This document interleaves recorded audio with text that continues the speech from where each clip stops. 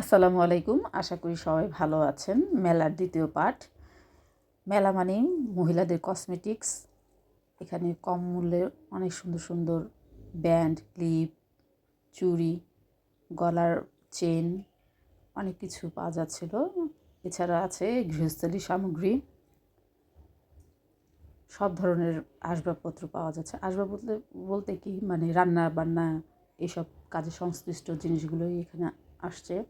এছাড়া ছিল বিভিন্ন রাইড, বাচ্চারা এবং যারা বড় তারাও চড়ে বেড়ানোর ব্যবস্থা আছে। বাচ্চাদের জন্য, বড়দের জন্য, সবারই জন্য ব্যবস্থা আছে। বাচ্চারা ঘুরে খুবই আনন্দ পাবে এমন একটা মেলা।